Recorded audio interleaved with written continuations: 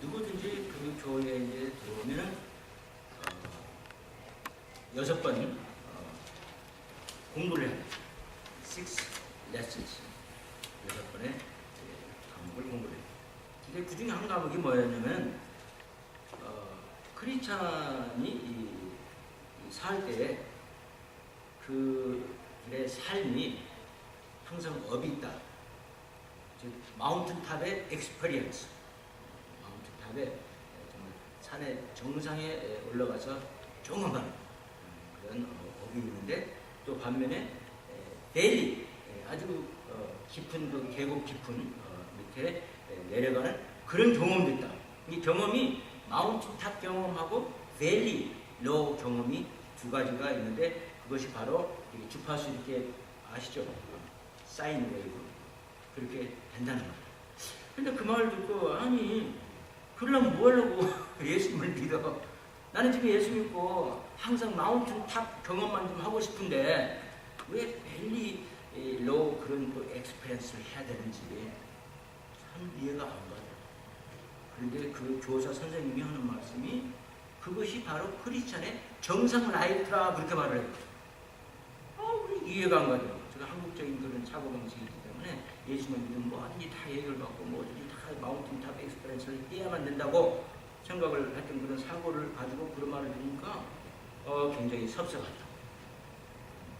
그게 정상이라는 거예요. 그래서 사람이 업이 있으면 다운이 있어요. 지금 현재 열왕기를 보니까 엘리야 선지자 같은 엘리야도 정말 가보집에 가가지고 그곳에서 하나님의 기적을 맛봅니다. 밀가루 한 주먹, 그 다음에 기름 한 깍지 남은 그 기름병과 밀가루통이 떨어지지 않고 매일 하나님께서 공급을 해주세요. 몇 년 동안? 한 2년 동안. 왜냐면 3년 만에 이제 비가 왔습니다.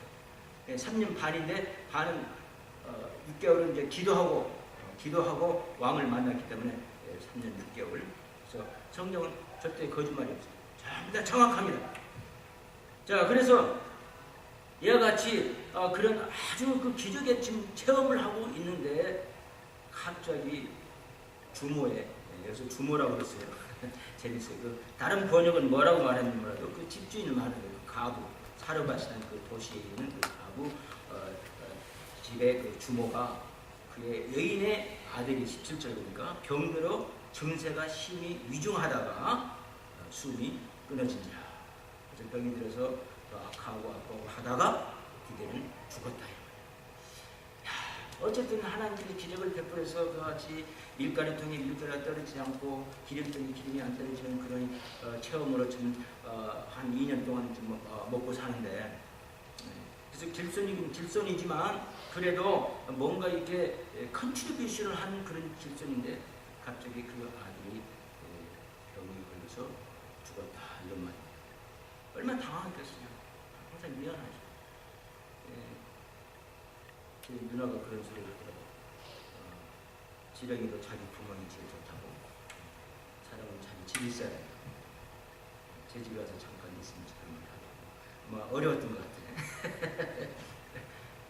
그래서 이 선지자도 비록 선지자고 하나님의 기적을 체험하게끔 그 선지자를 통해서 했을지라도 그 주인 주모한테는 항상 미안했던 것 같아요. 오케이? 미안했던 것 같아요.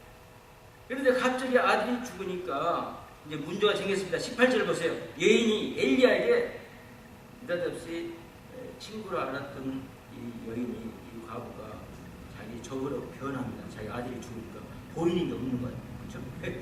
자기 아들이 죽으니까 보이는 게 없어요.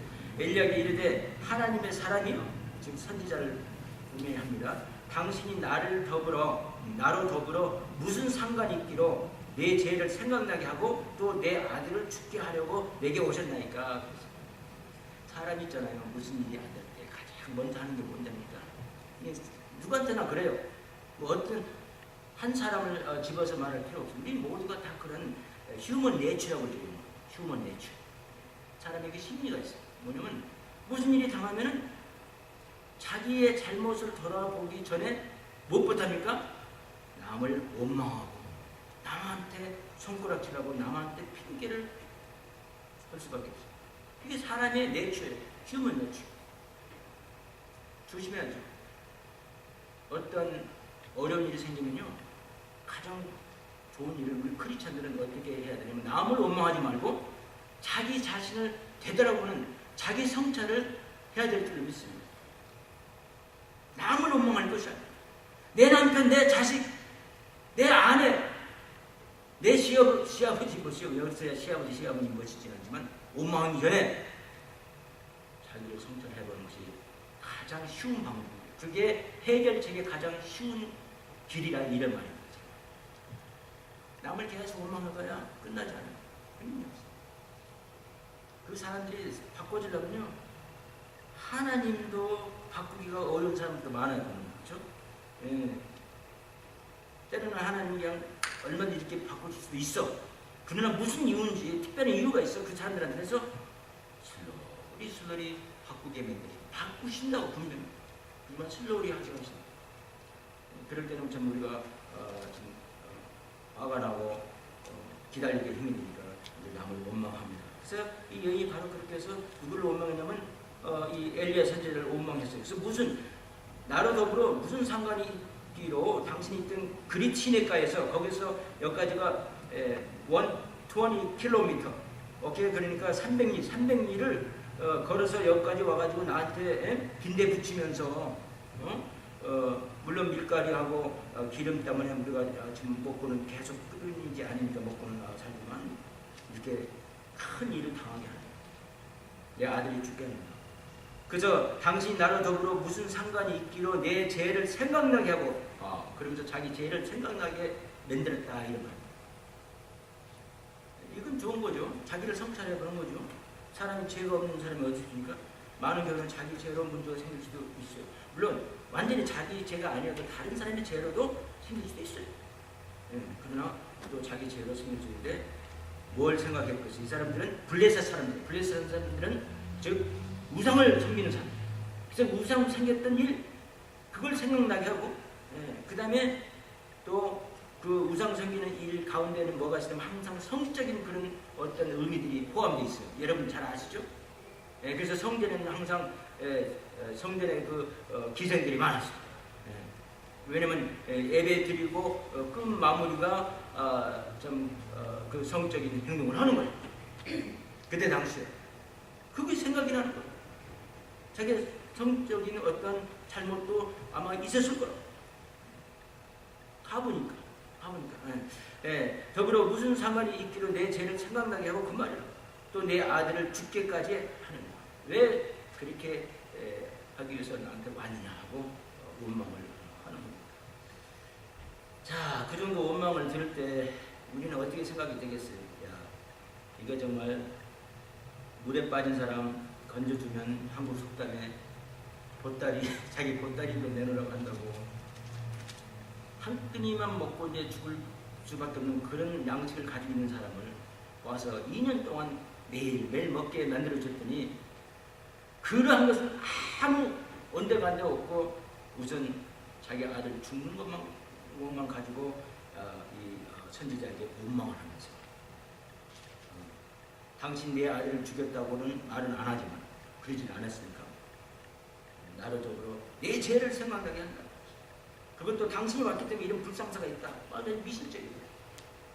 누가 와서 불상사가 진리는 그런 게 아니죠. 이렇게 말했어요. 그럴 때 우리 엘리야는 여기 보니까 7가지의 성품을 보였어요. 7가지 성품. 그 성품을 우리도 배워야 돼요. 우리가 어떤 시련 속에서도 성품을 배워요. 여러분, 첫째는 이 시련이라는 것은 참 좋습니다. 시련이라는 것은 알고 보면 시련. 제가 발음을 잘하는지 모르는데 시련이라는 게 참 좋습니다. 시련을 보면 베드로전서 보면요. 이런 말씀이 있어요. 하나님 말씀이에요. 이건 하나님 말씀입니다.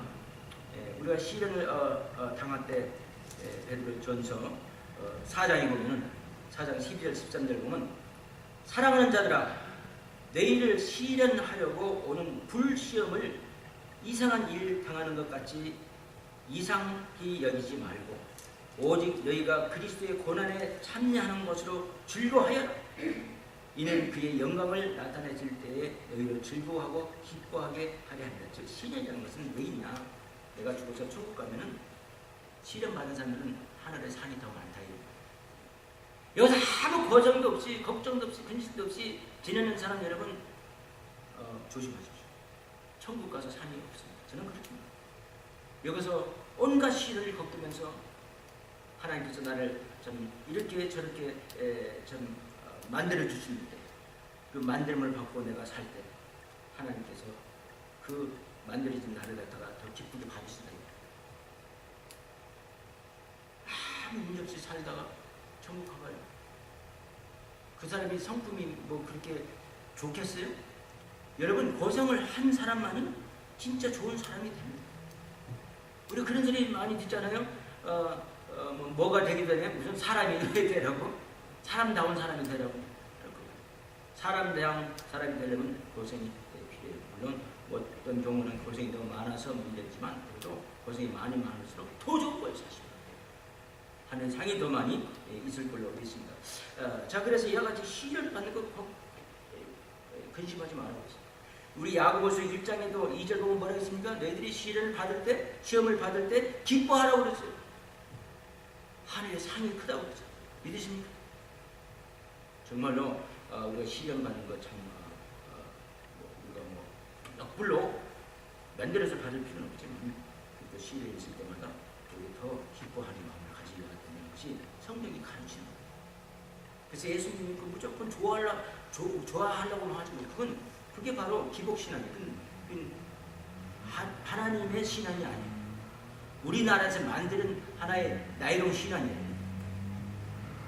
그래서 이 시련을 받았을 때 이 엘리야가 7가지 성품을 보였습니다. 어떤 성품을 보였냐면 첫째는 하나님의 지시를 기다렸다.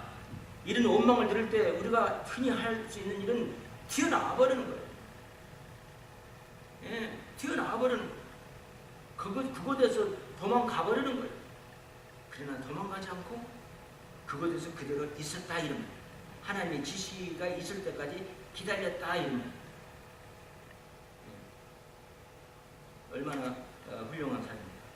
그래서 하나님이 가라면 가고 오라면 오고 이런 사람이었어요. 그리시네가서도 하나님께서 사르밧으로 가라 할 때는 갔어요. 또 그리스로 갈 때 또 그리시네가로 갔어요. 그리시네가라서 그리시란 말이 제가 사전을 찾아보니까 끊겼다 이런 말이에요. 끊어진 곳이다. 뭐든지 끊어진 곳이다. 그러나 그곳에서 오히려 엘리야는 하나님과 교제를 가졌어요. 하나님과 오히려 더 교통을 했어요. 끊긴 게 아니라 이런 태도를 가졌다 이런 거. 어려움을 갖다가 오히려 그걸 유도해서 여러분 유도라고 아시죠? 유도해서 오히려 더 좋은 면으로 생각했어요. 어려운 일에도 더 브라이더 사이드를 봤다 이 그런 태도가 필요해서 여기서 보니까 도망가지 않고 뭡니까 하나님의 지시가 있을 때 기다렸어요. 그렇게 해왔어요. 계속했어요.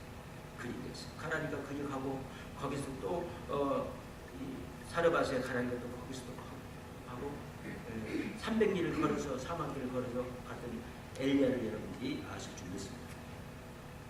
그 다음에 두 번째는 이 엘리야는 그런 원망 가운데서도 도망가지 않고 그 자리를 떠나지 않고 두 번째는 자족할 줄 알았다 그랬어요. 자족이란 뭐냐면 어떤 상황과 어떤 시츄에이션에서도 그곳을 기쁘게 받았다 이런 자족. 스스로 만족했다 이런 말이에요. 이런 사람을 하나님께서는 사용하십니다. 욕심 있는 사람 하나님 절대 사용 안 하세요. 내가 더 나은 곳에 가면, 내가 더 좋은 곳에 가면, 내가 더 좋은 사람을 만나면 이건 전부 다 욕심입니다. 사람의 욕심. 하나님께서 만나게 해준 사람과 같이 서로 받들리면서 자기 사람이 변해지는 걸 하나님이 원하시지 항상 좋은 곳으로 찾아다니고 그런 욕심 싫어하십니다. 자족할 줄 알았다. 어디든지 감사하게 받아들였다. 믿으십니까? 우리 요셉을 보세요. 요셉. 그가 형제들한테 미움받아서 에집트로 팔려갔을 때 그 팔려가서 에집트의 그 시대장의 그 집에 보디발의 집에서 하인을 있을 때 그곳에서도 만족을 했습니다. 그렇기 때문에 그 사람의 얼굴에는 항상 기쁨이 넘치고 이 사람 참 훌륭한 청년이다 해서 뭡니까? 하인의 모든 감독으로 삼았어요. 꽃을 피운 거죠. 하인으로 가서도 그곳에서 꽃을 피웠어요. 믿으십니까? 또 감옥에 투어 받았어요. 오해를 받고 감옥에서도 얼굴이 환히 항상 만족한 자족하니까 감사합니다. 여기도 감사합니다 하는 태도를 가지니까 어떻게 됐습니까? 그래서도 감옥에서도 책임을 맡게 됩니다. 감옥에서도 좋은 모범수 평가를 받아서 지낼 수 있어서 그들에서도 꽃을 피웠습니다. 그다음에 국무총리가 됐습니다. 꿈을 해석해 줍니다. 국무총리가 됐어도 국무총리를 얼마나 잘 지혜 있게 했는지 몰라요.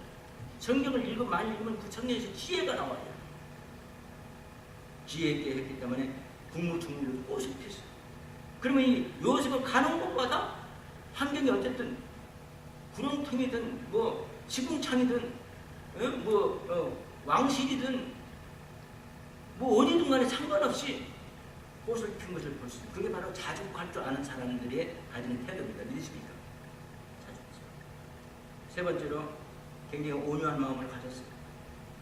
여러분 저는 절대 그 반대합니다. 어떤 목사님들은 단에서 너무 함부로 말하는 분들이 있어요. 그래서 교인들이 질 수도 있죠. 그건 뭐 하나님이 하시는 거니까. 근데 그 자체가 좋은 것이 아닙니다. 절대 나쁩니다. 왜? 우리 엘리야 보면 17장에 보면요. 17장 10절에 보면요. 이 가부한테 일을 시킬 때 항상 청컨대, 또 11절에도 보면 가부한테 일을 시킬 때 청컨대 하고 항상 무슨 부탁할 때 청컨대 이렇게 말해요. 청컨대라는 것은 히브리 말로는 뭐냐면 플리즈. 굉장히 겸허한 태도입니다. 겸허한. 아주 겸손한 태도입니다. 내가 남을 부릴 때도 겸손하게 부려야 돼요. 믿습니까 여러분? 이런 태도였어요. 근데 하나님 자녀에서 어떻게 함부로 말을 합니까? 그래서 우리가 복음을 내주기 위해서 큰 소리 내릴 수 있어요. 지금 제가 하는 것처럼 내가 큰 소리 치는 일은 모르겠어요. 그렇지만 교만하면 절대 안 돼요. 교만하면. 자, 그래서 이와 같이 부드럽지만 온유했으면 어떻게 온유했냐면 싸우자. 우리 지난번에 요한복음 공부할 때 온유한 걸 배웠죠? 온유한 거? 어떤 충동적인 일이 생길 때 목소리를 낮추고 이야기하라. 생각나시죠? 목소리를 낮추고. 그게 온유한 것이에요. 그럴 때 그 상대방이 녹아버립니다. 막 대들고 대항하고 싸운다고 되는 게 아니에요. 그래서 오히려 때로는 더 중요하고 더 시리어스한 말을 할 때는 오히려 목소리를 죽이잖아요. 더 의미가 심장합니다. 사람들이 귀를 기릅니다. 소리친다 해서 귀를 기울이는 거, 때로는 소리치기 때문에 그 소음 때문에 도망가 본다고 사람이. 여보니까 엘리야가 저에게 그 아들을 달라 하여 그를 그 여인의 품에서 취하여 안고 자기의 거차는 단락에 올라가서 자기 침상에 누이고 여호와께 부르짖어 가로되 나의 하나님 여호와여, 주께서 또 내가 우거하는 집 즉 길선을 지금 와 있는데 자기가 과부에게 재앙을 내리사 그 아들로 죽게 하신다니까 하고 하나님께 따졌어요. 기도했습니다. 그러나 겸손한 태도, 온유하게. 우리 같았으면 아니 내가 여기 와가지고 그래도 음식도 먹지 못하는 당신들 주제에 이제 먹게 됐는데 감사하게 생각해야지. 예? 내가 뭐 당신 아들을 죽였냐고 지가 뭐 아파서 죽었지 하면서 따질 수 있지만 여러분과 온유하게 이렇게 말했어. 보세요. 아들을 달라. 나한테 달라. 소리치며 달라 말하고 있었어요. 온유한 그런 태도를 가졌어요. 시련 속에서. 이와 같이 시련 속에서 항상 하나님을 기다리시고 또 항상 자족합니다. 온유할 때 하나님께서 그 사람을 찾아주실 줄 믿습니다. 내 성격대로 한다서 일이 될 건 하나도 없어요. 오히려 더 망가집니다. 자, 네 번째는 어떻게 했느냐 하면은 하나님께서 기도에 응답하실 때까지 기도했습니다. 우리 기도의 태도는 바로 여러분 기도는 역사합니다. 믿으십니까? 왜 기도합니까? 기도는 분명히 응답을 받습니다. 많은 선진들이 우리의 믿음의 선배들이 기도로 다 응답을 얼마나 많이 받습니까? 저도 사실 기도로 응답받은 지 얼마나 많은지 몰라요. 그런데 내가 어려운 일이 생길 때 항상 기도해서 주님 도와주시면 한다고 분명 응답해 주셨어. 그러면 응답해 주시니까 감사합니다고 돌아서서 또 잊어먹고 어려운 일이 생기면 다시 또 원망한다고. 그럼 기도하세요. 분명히 이루어집니다. 믿으십니까? 너희들이 받지 못하는 것은 기도하지 않았다. 예수님 기도하십니다. 근데 기도를 어떻게 하냐면 엘리야는 응답이 올 때까지 했습니다. 응답이 올 때까지 했어요. 어떤 식으로 했는 거 봅시다. 그 아이 위에 몸을 3번 펴서 엎드리고 여호와께 부르짖어 가로되 나의 하나님 여호와여 원컨대 이 아이의 혼으로 그 몸에 돌아오게 하옵소서 하니 22절 여호와께서 엘리야의 소리를 들으심으로 아이의 혼이 몸으로 돌아오고 살아났다. 응답 받을 때까지 기도하세요. 믿으십니까? 그러면서 기도를 했다고 하세요. 중단하면요, 그건 기도가 아닙니다. 도둑맞이 하면 저렇게 기도가 아닙니다. 이와 같이 엘리야는 그런 당황한 사정이었어요. 자기한테 원망하는 그런 사정이었어요. 그런 기도가 응답 이루어질 때까지 기도를 하는 그런 태도를 가졌다.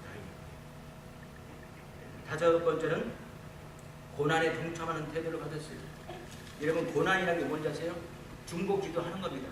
어떤 사람 위해서 중보 기도하는 건데 그 사람의 고난에 내가 참여하는 거예요. 믿으십니까, 여러분? 여러분, 기도하려면 그냥 자기만 기도하는데, 또 자기 가족만 위해서 기도하는데, 제발 내 가족 외 사람들도 기도해 주십시오. 그게 중보 기도고, 중보 기도는 다른 사람의 고통과 고민과 어려움과 힘듦을 내가 대신 지어주는 것이 바로 중보 기도입니다. 그게 바로 중보 기도예요. 우리 갈라디아서 6장 9절 보니 그런 말이 있어요. 뭐라고 했습니까? 서로가 서로의 짐을 지어주라고 했어요. 남의 짐을 지어주라고 했어요. 그렇게 크리스천들은 그렇게 사는 거예요. 어려운 사람들 꼭 자기 가족만 기도하지 말고 어려운 사람 남도 그들 위해서 중보 기도하는 거예요.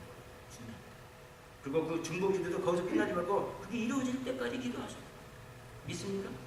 그 다음에 여섯 번째 보니까 도덕적으로 아주 깨끗한 사람이었어요. 예, 여기 보니까 하나님의 사람이라고 딱 말을 하잖아요.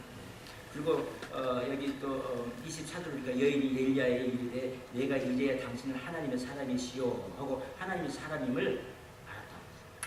여러분, 멀리 있는 사람이 나한테 하나님의 사람이라 하는 건 참 쉬워요. 예, 목사님들 짱 오크라메 짓는 목사님이 나를 하나님의 사람으로 생각하는 건 가장 쉬워요.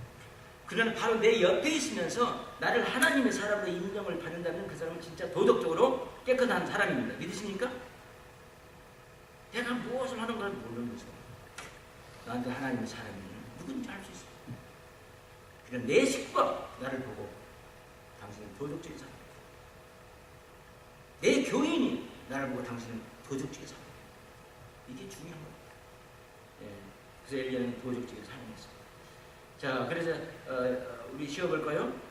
이제 엘리야는 이런 시련 속에서도 이런 원망 속에서도 절대 그것을 떠나지 않고 하나님의 지시를 기다리고, 두 번째는 그런 원망하는 그런 환경 속에서도 자족할 때 그걸 감수해서 달려받았어요. 그 다음에 온유했고, 그리고 또 기도가 응답받을 때까지 기도했으며 그런 태도를 가졌다 이런 말이에요. 그 다음에 고난에, 그 가부의 고난에 동참했고, 그 다음에 도덕적으로 아주 깨끗한 사람이고, 마지막으로 일곱 번째 어떤 사람이냐면 성령 충만한 사람이었어요. 우리 왕상 2장에 보면은 엘리야의 제자가 있었는데 그 제자가 누구냐면 엘리사였습니다. 비슷하죠. 엘리샤.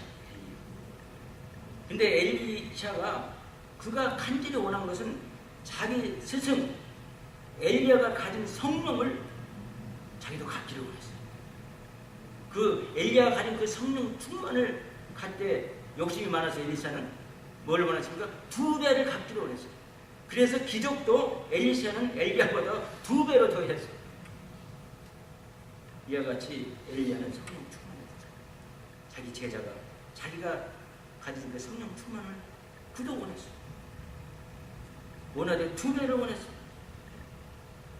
이와 같이 성령 충만한 사람이었어요. 자, 그래서 우리가 어렵고 힘든 그런 그 여정길에서 천국 가는 동안 우리가 다 여정길. 우리가 세상에서 무엇을 업적을 이뤄도 다 상관이 안 됩니다. 우리는 이 세상을 떠납니다. 그렇기 때문에 세상 것을 중요하게 봐서는 절대 안 됩니다. 믿으십니까? 우리는 하늘 것을 소망합니다. 예, 그런 사람한테는 이러한 성품으로 이런 시련도 맞이한다는 것을 오늘 배웠어요. 여러분, 아직도 예수 그리스도를 개인의 구세주로 영접하지 않으신 분들이 있습니다.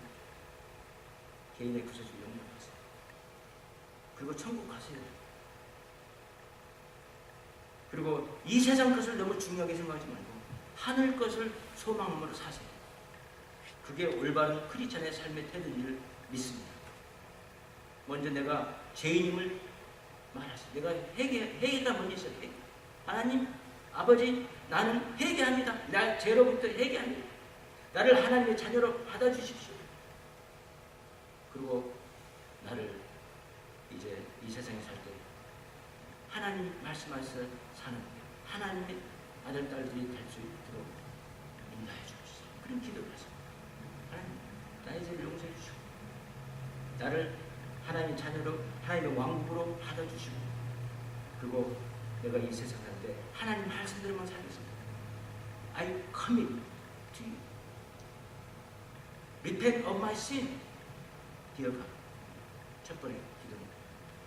나는 죄를 용서받기를 Receive me to your kingdom. 당신의 왕국의 나를 받아주십시오. And I commit my life to you while I'm on this earth. 이런 기도를 하면요, 즉각적으로 그 사람은 하나님이 그 마음에 들어가시고 예수님을 통해서 예수님 이름으로 기도하니까 하나님 자녀가 됩니다. 기도하겠습니다. 아버지 하나님, 우리가 어렵고 힘들 때는 그 자리를 떠나고 싶은 마음이 간절합니다. 그러나 우리 있는 사람의 태도는 그래서 되지